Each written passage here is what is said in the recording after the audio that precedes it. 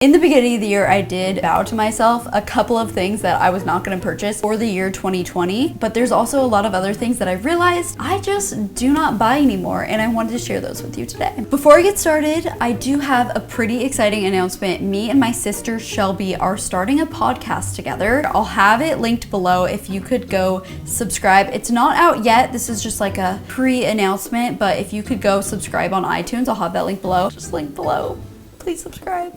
Now on to all the things that I no longer buy for the year 2020. Number one is designer items. In 2019, I went a little crazy. I bought Prada shoes, I bought Louis Vuitton shoes, I got a Gucci backpack. Before that, I really didn't have any designer stuff. I do not know what happened to me. I told myself this year for 2020, you are not allowed to buy any designer items. Okay, you have enough. Oh, I got Gucci shoes too. God, I went crazy. I don't think it's realistic to tell myself I'll never buy a designer item ever again, but I think it's realistic to tell myself for the next 1 year, you're not allowed to. It's important to set realistic expectations for yourself so that you actually meet your goals, and I think that one is super realistic. Number two is spray tans. Pre-pandemic, I would get spray tans from time to time, and they're pretty expensive. They're like anywhere from $10 to $45 up to like $60, and they will last for like a week, maybe a week and a half. So it's a pretty expensive thing to do. This wasn't something that I consciously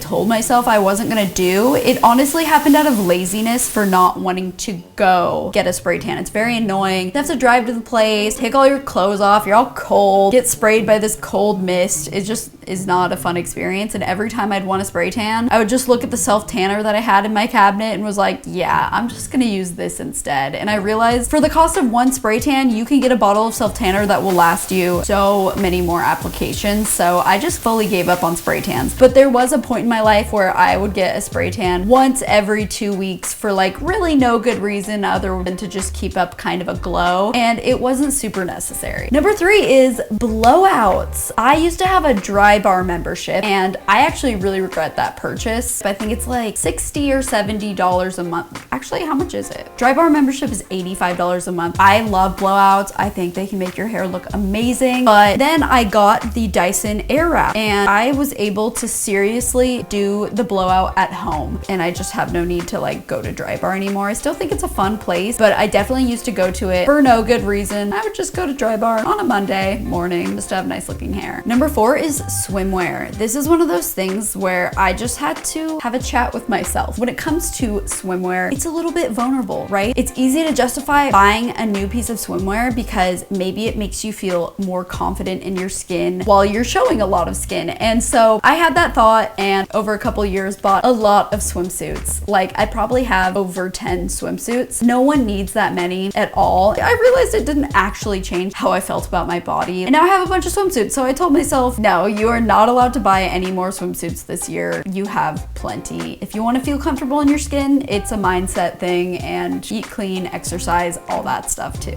Number five is souvenirs. I've seen a lot of other people put this one as well. This is something where it just really clutters your space. I really truly do not need to commemorate a trip with a mug with the place on it. I think the memories are plenty for me. Number six is a Christmas. Everyone's gonna think I'm the Grinch for this one. When I lived in an apartment in California, I bought a fake Christmas tree, and it was so annoying that you would have it out for like 1 month of the year, and the rest of the year it took up so much storage in my small apartment, and I just found it to be extremely annoying. And so this year, when it came Christmas time, I didn't go out and get a real tree because like I don't know how to strap that to the top of my car at all or anything like that, and I didn't buy a fake one because just storing them is super annoying. Number seven is shaving cream. This is another one I saw a lot of people put, and I totally agree with it. Shaving cream is the most unnecessary product ever. Conditioner works well, shampoo works, like all these things work, and when shaving cream like is marketed that it'll give you a closer shave, I just think it's kind of silly. And it also comes in aerosol cans. I just don't like them. Number eight is expensive wine. I've talked about this one before, but when I first turned 21, I'd every once in a while buy like a $30 or maybe even $40 bottle of wine. I'd buy a $50 champagne like Veuve. As we've seen from my previous videos, like I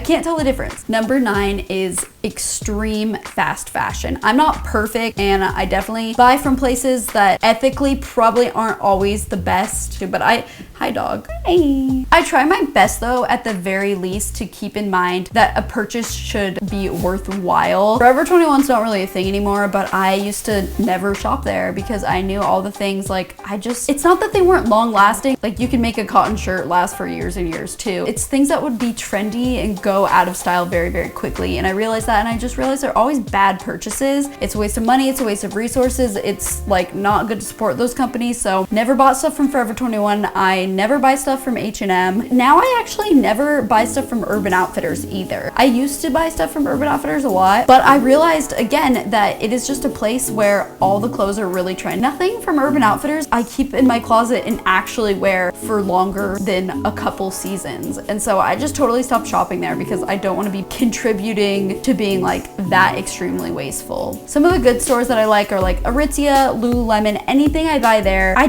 keep forever. So it is a good purchase for me. Everlane's really great too. And that's something that I want to just keep getting better at. Number 10, I know this one is like super unrelatable. Most people just love coffee shops. I don't. I need coffee first thing in the morning, right when I wake up. Like, it is what gets me out of bed. Like, I need my coffee to be less than 20 steps away from me. So I very much love just making coffee at home because it's easy. A lot of coffee shops, I don't actually like the coffee because I like espresso with some steamed almond milk. From most places that I've tried to get it, Starbucks is a big one. I think they use almond milk that has sugar in it, and it just totally makes it taste weird. I like making my coffee at home with unsweetened almond milk. Like, I like the atmosphere in coffee shops, but I never actually really want to get coffee. Like, I just like having it at home. Number 11, loaves of bread with a lot of added sugar. I got hooked on Ezekiel bread a couple years ago, and it has, I think, less than 1 gram of sugar per slice. A lot of other bread brands will have like 5 grams of sugar in a slice of bread, which is just crazy to me because there is sugar in so much stuff. Bread is not one of those things I should be getting more sugar in. I never buy like Dave's Killer Bread. I know so many people love Dave's Killer Bread. I think it tastes too sweet, and it has like 5 grams of sugar per slice. On the flip side though, number 12, I no longer order things at restaurants that I can make myself. I used to like get oatmeal at restaurants if I were going out to brunch because I wanted to be healthy or something like that, and all my friends would ridicule me for it. Eventually I started to see the light in what they were saying. I just let myself,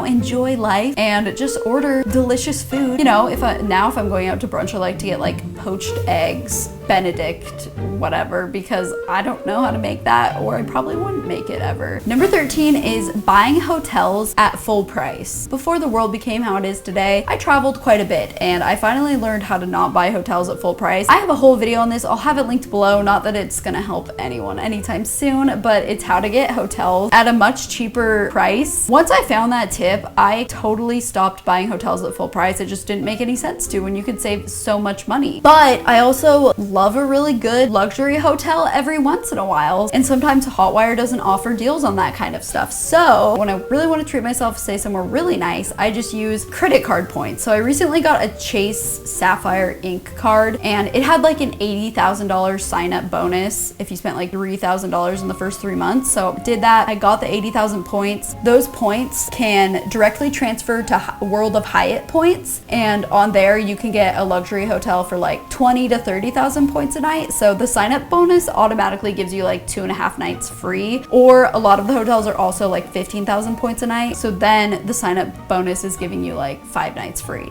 That's like such a good deal. So I definitely would recommend that credit card. I really like it. I'll have a link below too. Big fan of that one. Literally, I refuse to pay for hotels at full price now because you gotta work the system, Number 14, I do not buy art from major brands. And this is just a me thing, and I do not mean to sound like elitist in this. Like, I'm not saying you need a one-of-a-kind Picasso or anything of that sort. I learned this through trial and error of old apartments that I used to live in, and I'd quickly go to Target and I'd get some massively produced piece of art to just fill my wall, and it didn't bring me any joy. And art is one of those things that, like, looking at it should make you really, really happy. I get it. Like, if you do want to just fill your walls really quick, like, that's fine. I don't judge other people for doing that at all, but I just found that I really enjoy finding art that really tells a story. And it is hard to find, like, you know, art that you resonate with. I totally get it. I do get questions. People ask me like, what artist do you like? Number one favorite artist, her name is Jennifer Ament. All my wall art that you see throughout my house is by her. I'll have her link below. I got one of her encaustic paintings, which was a bigger investment, and I love it so much. It's my favorite thing in my whole house. It makes me so happy. I love her prints as well. You can get them for around like $200 and they're really pretty. She's a local Seattle artist and all of her art really tells a story of her life. I originally found her through this beautiful print that she has of the Seattle skyline that I saw at the airport. I love, you know, that I was able to correlate travel and adventure with discovering her art, and so that's a whole thing. Sorry, I don't mean to sound like really bougie and annoying. Art is important to me and it should be important to you, and like if you can find a story to go with it, I think you'll be really happy with the art that you get on your walls. Number 15 is jewelry. I don't really wear jewelry ever. Sometimes I get in a phase where I kind of feel like wearing jewelry, but it never lasts. I always lose jewelry. It's sad. And necklaces, I don't think I've ever kept a necklace that didn't get all tangled up. Number 16, clothes with high maintenance fabrics. Kind of had to learn the hard way on this one. I don't get the hype with cashmere. Okay, I really do not get the hype. My big problem with them is they're super high maintenance. Why would you logically buy something that is so easy to ruin? You would think at such a high price it would be something that makes your life easier, but no. Cashmere and wool and all these things, they have to be dry cleaned. I found that whenever I bought these things, like I still to this day have not gone to a dry cleaner. So some of these sweaters I have, they're just sitting in my closet in a little dirty bougie sweater pile waiting for me to take them to the dry cleaner, and like that day is just never gonna come. I'm horrible with my stuff. I treat my belongings horribly. I am not careful with things at all, so it just doesn't make sense for me to buy expensive stuff either. Number 17, this one's gonna sound really bad, but you gotta hear me out. I no longer buy books.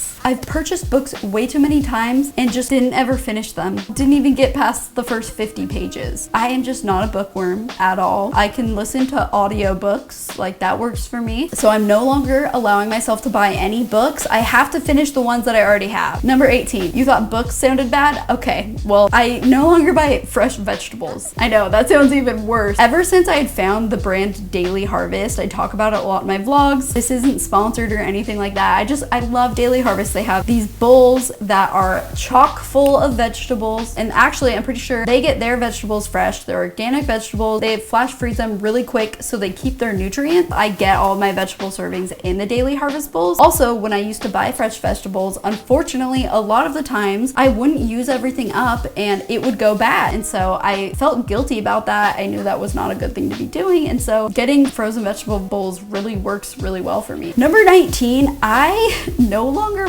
just buy random shit at Target. That is something that I used to do, and I think like a lot of, at least girls do sometimes. I can remember like probably 4 or 5 years ago, I'd go to Target and I just go to kind of like the room decor, like candle section, just for a quick fix of like having something to do and look at and like buy and have. I would just go to Target and like buy a random decorative vase and a candle, and it was just so dumb because I don't have any of that stuff anymore, and that's a dumb way to find happiness. I don't do that anymore at all. Number 20 is like fancy and expensive skincare or healthcare type of things. In January, I was going through a little health kick. I thought I was gonna get so in shape, and so I decided I wanted to buy like wellness stuff as well. Like I got some vitamins, I got like a $60 face mask. I went and just bought all these like expensive things that are supposed to be like self-care that make you feel good about yourself. It didn't change anything. It didn't change anything about the way I looked or felt or anything like that. It was honestly really, really silly, and so much of that self-care stuff is such a trap, and it's so dumb. If you want to feel better about yourself and like the way you look or anything like that, like it has to come from your habits and within. You have to work out more if you want to look skinnier. You have to drink more water if you want your skin to be more hydrated. It's a lot of the stuff that you can do at home for free. So that's it. That's a bunch of stuff that I no longer buy, and my life